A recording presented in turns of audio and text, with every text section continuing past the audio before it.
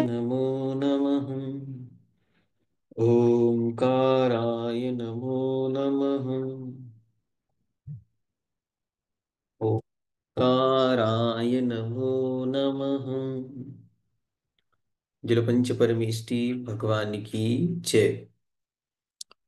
आचार्य देव गुरुवर श्री विद्यासागर जी महाराज की जय।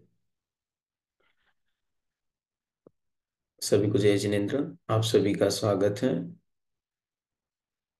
शर्वार्थ सिद्धि क्लास में। हम सभी शर्वार्थ सिद्धि का अध्ययन कर रहे हैं। कल संगीना समनस का सूत्र हुआ। चलिए आज इसके आगे चलते हैं।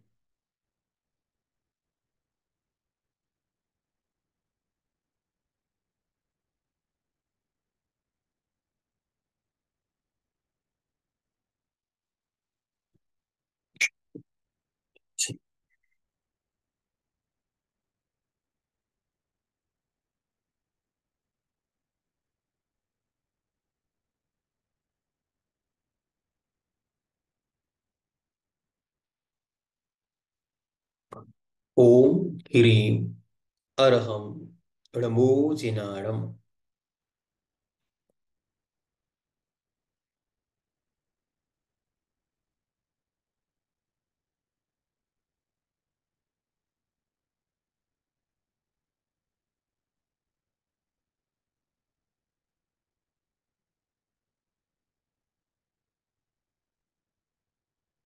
ह्रीं अरहम णमो जिनाणम।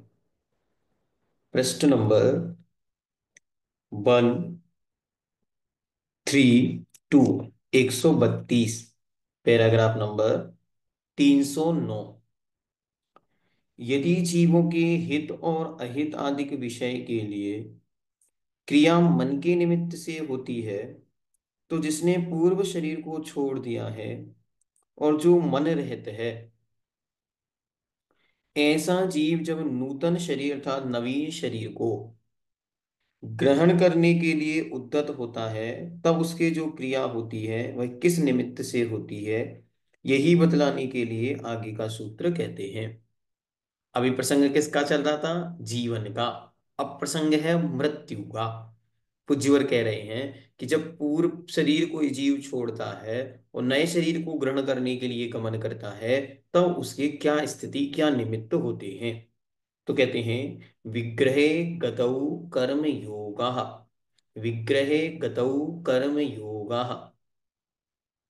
विग्रह गति में कर्म योगा अर्थात कार्मण का योग होता है। इस सूत्र का सामान्य से सरल अर्थ क्या है? जो हम और आप कहते हैं, क्या कहते हैं? मरने के बाद साथ क्या जाएगा? मात्र कर्म जाएंगे। तो वही ये कार्मण विग्रह गतहु कर्म योगा। मरने के बाद साथ क्या जाएगा? मात्र कार्मण का योग, और अन्य कोई वस्तु आपके साथ नहीं होगी। विग्रह का अर्थ है देह। विग्रह अर्थात शरीर के लिए जो गति होती है वह विग्रह गति है, अथवा विग्रह विरुद्ध ग्रह को विग्रह कहते हैं, जिसका अर्थ व्याघात है। तात्पर्य यह है कि जिस अवस्था में कर्म के ग्रहण होने पर भी नौकर्म रूप पुद्गलों का ग्रहण नहीं होता, वह विग्रह है। और इस विग्रह के साथ होने वाली गति का नाम विग्रह गति है।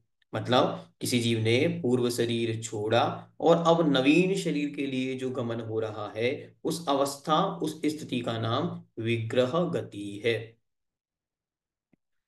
शव शरीरों की उत्पत्ति के मूल कारण कार्मण शरीर को कर्म कहते हैं, तथा वचन वर्गणा मनोवर्गणा और काय वर्गणा के निमित्त से होने वाले आत्म प्रदेशों के हलन चलन को योग कहते हैं।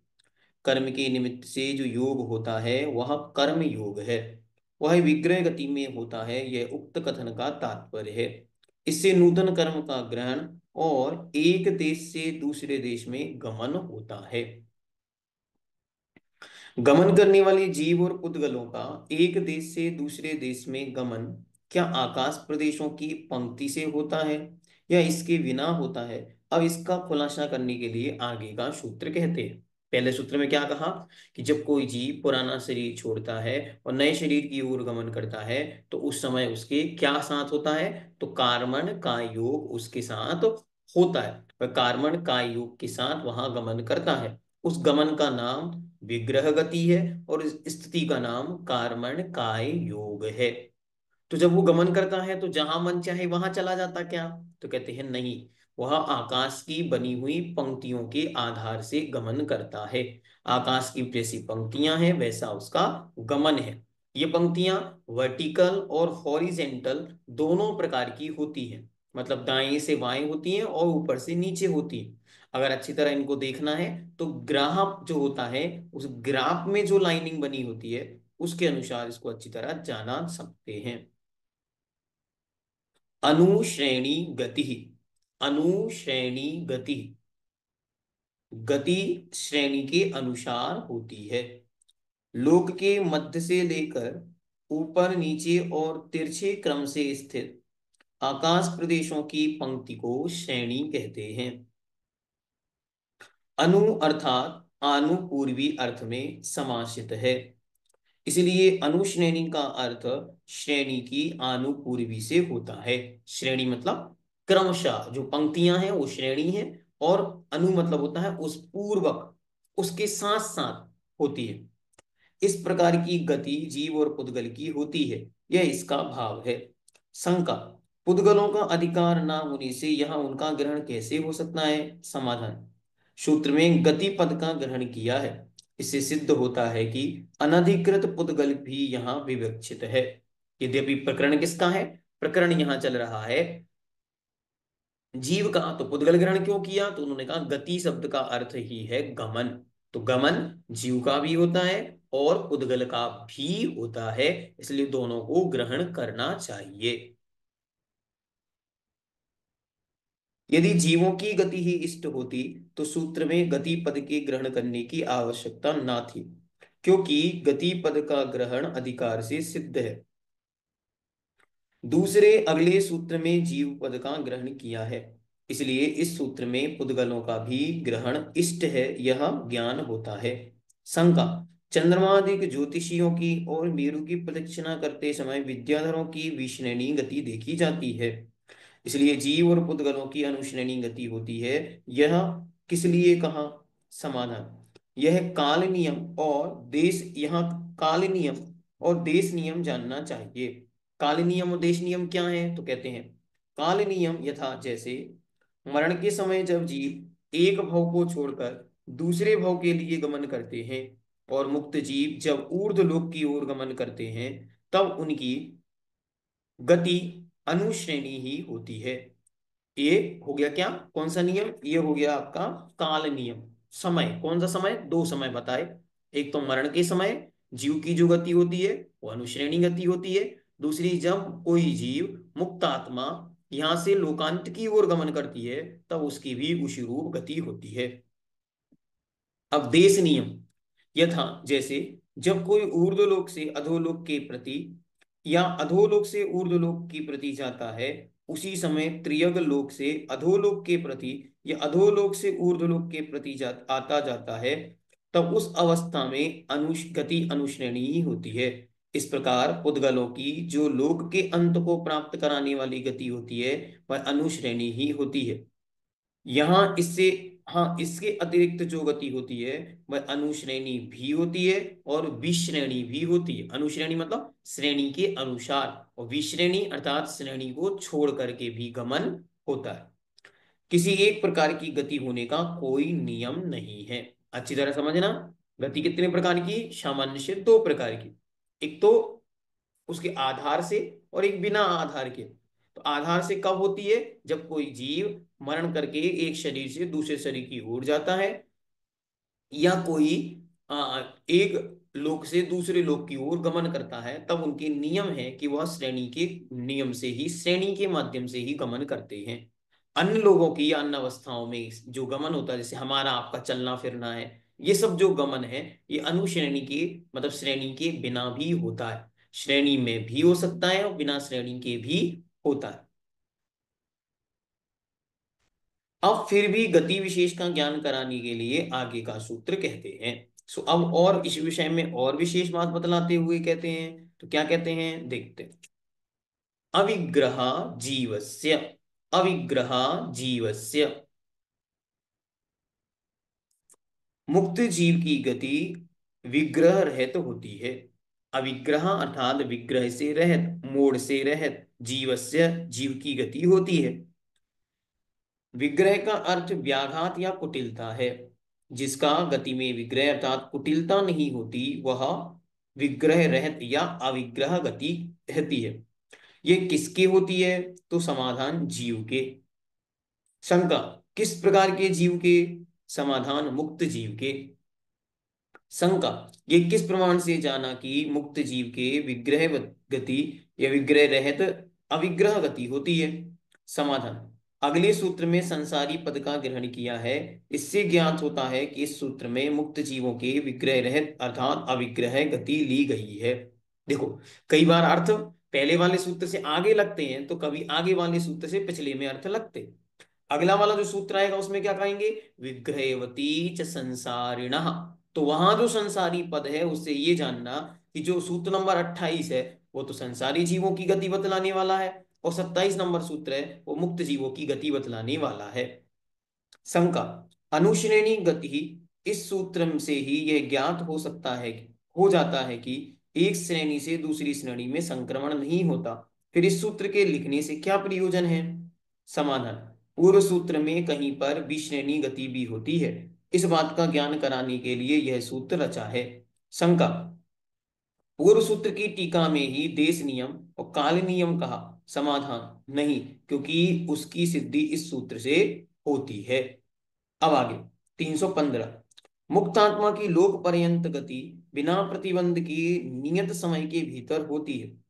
यदि ऐसा आपका निश्चय है, तो यह अब बतलाइए कि सदेह अर्थात संसारी जो देह से युक्त जीव है, आत्मा की गति क्या प्रतिबंध के साथ होती है या मुक्त आत्मा के समान बिना प्रतिबंधक के होती है? इस बात का ज्ञान कराने के लिए आगे सूत्र कहते हैं। अब मुक्त जीव का तो हमको समझ में आ गया कि भाई वहां उसने देह को छोड़ा और वो आत्मा सात राजू ऊपर जाकर स्थित हो गई। लेकिन संसारी जीवों की गति कैसे होती है? तो कहते हैं उनकी गति के थोड़े अलग नियम हैं। क्या नियम है? तो सूत्र नंबर 28, विग्रहवती च संसारिणः प्राक् चतुरभ्यः, विग्रहवती च संसारिणः प्राक् चतुरभ्यः। संसारी जीव की गति विग्रह रहित और विग्रह वाली होती है। उसमें विग्रह वाली गति 4 समय से पहले अर्थात 3 समय तक होती है। प्राक मतलब पहले, चतुर्भ्यां अर्थात 4, तो 4 समय से पहले मतलब 3 समय तक होती है। काल का अवधारण करने के लिए प्राक चतुर्भ्यां पद दिया है। प्राक पद मर्यादा निश्चित करने के लिए दिया है। 4 समय से पहले मोड़े वाली गति होती है, चौथे समय में नहीं, यह इसका तात्पर्य है। शंका, मोड़े वाली गति 4 समय से पूर्व अर्थात 3 समय तक ही क्यों होती है, चौथे समय में क्यों नहीं होती? समाधान, निष्कुट क्षेत्र में उत्पन्न होने वाले दूसरे निष्कुट क्षेत्र जाने वाले जीव को सबसे अधिक मोड़े लेने पड़ते हैं, क्योंकि वहां आनुपूर्वी से अनुश्रेणी का अभाव होने से इशु गति अर्थात सीधी गति नहीं हो पाती। अतः वह जीव निष्कुट क्षेत्र को प्राप्त करने के लिए 3 मोड़े वाली गति का आरंभ करता है।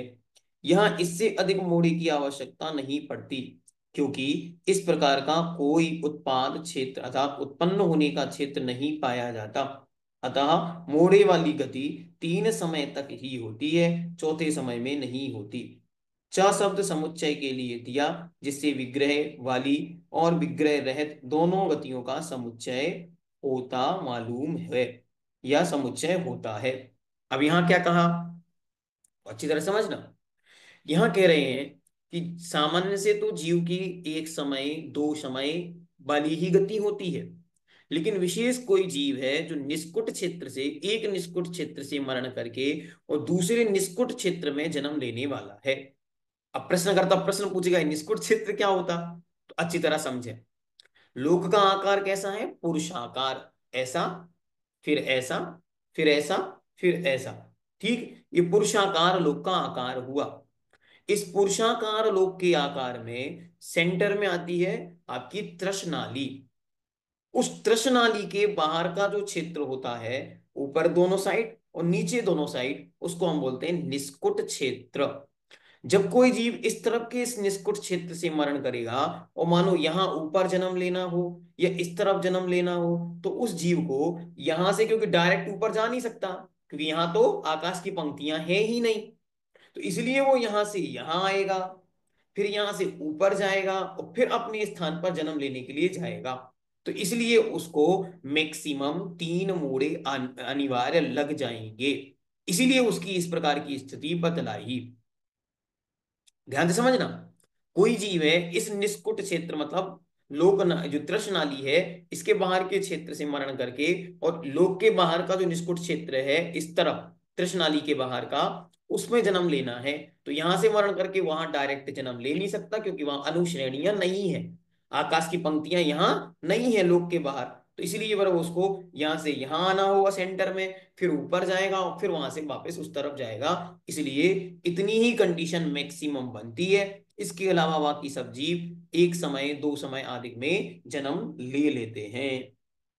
फिर इस सूत्र में एक बात और, कि विग्रहवती अर्थात मोड़े वाली, चा और मतलब बिना मोड़े वाली गति, दोनों प्रकार की गतियां संसारिणः संसारी जीव के होती हैं। हाँ, बिना मोड़े वाली भी होती है, डायरेक्ट भी, कोई कोई जीव यहीं से मरा और ऊपर वाले कमरे में जन्म लेना है, तो यहां से मरण करके डायरेक्ट ऊपर जन्म ले सकता है, उसके मोड़े आदि की आवश्यकता नहीं पड़ती। ठीक है। विग्रह वाली गति का काल मालूम पड़ा। अब विग्रह रहित गति का काल कितना है, इस बात का ज्ञान कराने के लिए आगे का सूत्र कहते हैं। एक समया विग्रह, एक समया विग्रह, एक समय होता है किसका, अविग्रह, जो बिना विग्रह के अर्थात बिना मोड़े के गति गमन करता है, उसके लिए केवल एक समय लगता है। जिस गति में एक समय लगता है वह एक समय वाली गति है। जिस गति में विग्रह अर्थात मोड़ा नहीं लेना हो पड़ता, वह मोड़ा रहित अर्थात अविग्रह गति है। गमन करने वाले जीव और पुद्गलों के व्याघात के अभाव में, व्याघात मतलब होता है टक्कर, रुकना, रुकावट के अभाव में एक समय वाली गति लोक पर्यंत भी होती है। यह इस सूत्र का तात्पर्य है। ये भी एक आश्चर्य है कि एक जीव यहाँ मध्यलोक में मुनि सुब्रतनाथ भगवान संवेद से करके निर्जर कूट से देह को छोड़ते हैं, और एक समय में 7 राजू ऊपर लोकांत में जाकर विराजमान हो जाते हैं। वहीं एक छोटा सा पुद्गल का अणु जो लोक के अंत में नीचे स्थान में कलंकला पृथ्वी में स्थित था, वो एक समय में गमन करके लोक के ऊपर अग्रभाग में जाकर विराजमान हो जाता। ऐसी स्थितियां बन सकती हैं, बनती हैं।